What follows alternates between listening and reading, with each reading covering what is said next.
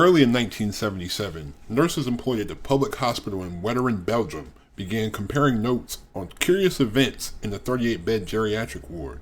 The death rate had increased dramatically in recent months, with 21 patients lost in the span of a year. Other cases revealed signs of mistreatment, including catheters being ripped from the bladders of elderly patients.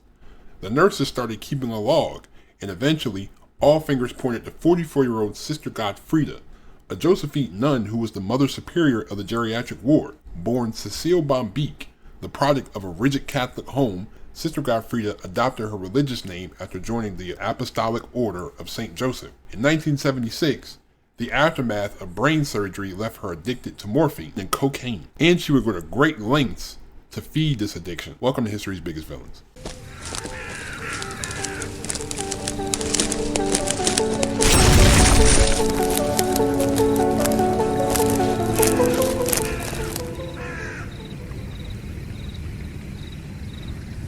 Cecile Bombeek was born in the small Belgian village of Overmeer. At 15 years old, she expressed a desire to become a nun and entered the Apostolic Congregation of Holy Joseph nearby Wetteren in Flanders. She lived in its cloister and spent most of her subsequent life working within the town's old people home. She was now Sister Godfrida and soon gained a reputation of hard work and leadership. Sister Godfrida rose in the ranks of the order until she was appointed Mother Superior. She represented her order for many years in the hospital and wider community. In the mid-70s, she served as geriatrics manager within a public Belgian hospital in Wetteren. Her weird behavior began after an operation to remove a brain tumor.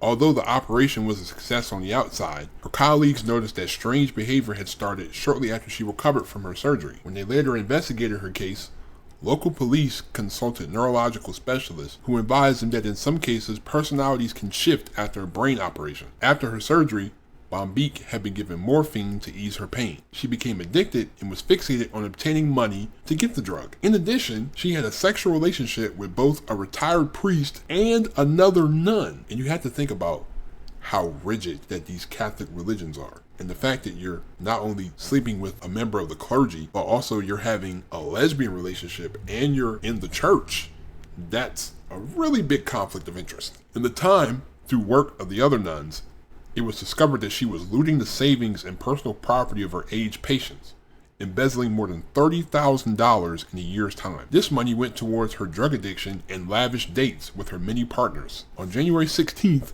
1978, 3 Apostolic Congregation nuns, Sister Pieta, Sister Franziska, and Sister Gadive, entered the Wetteren police station with allegations about Sister Godfrida's conduct as geriatrics manager. The sisters stated that they had observed Godfrida drinking heavily and provided evidence that she regularly used morphine and cocaine. Furthermore, she had made frequent journeys to Ghent, where she dined at fancy restaurants and drank premium vintage wine. The 3 nuns also gave examples of abusive corporal punishment of their sisters within the convent. After a while, Bombeek was accused of killing 3 patients by overdosing them on insulin because, according to her, they were too noisy at night. However, she was suspected of murdering more than 30 people at that facility during a 2-year span between 1976 and 1978.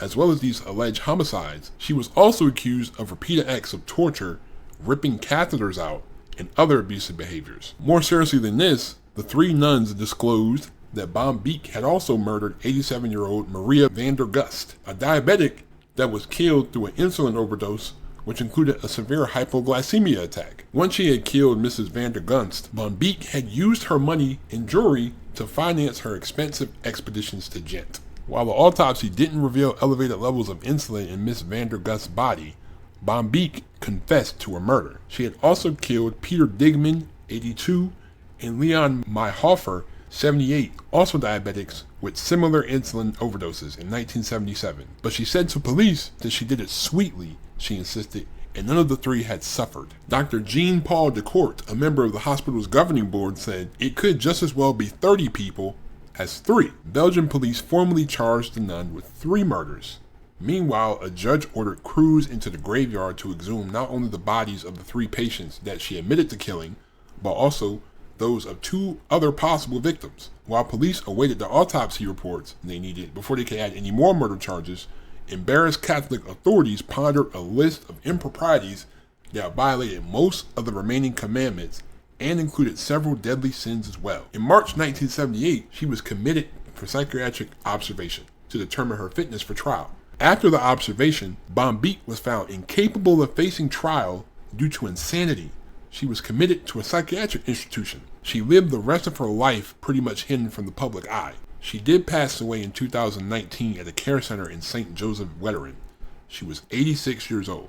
I mean, I could understand how people would think she was insane, but this is not too uncommon at this point. Look at Harold Shipman. He was murdering patients, and he was stealing their money, and he was using the drugs. This is a common theme. But of course, she got away with it. Like, I would say this is really her getting away with it. A psychiatric institution is getting away with it when you possibly killed 30 people.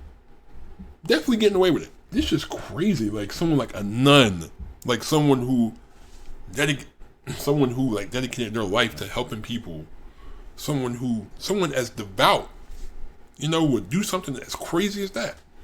But again, you never know people. That was a nice little story I wanted to tell you about Sister Godfrida here. But thank you for watching. Leave a like if you enjoyed. Hit that subscribe button if you're new to the channel. Don't forget to turn on my post notifications if you haven't. Thank you so much. I'm out. Peace.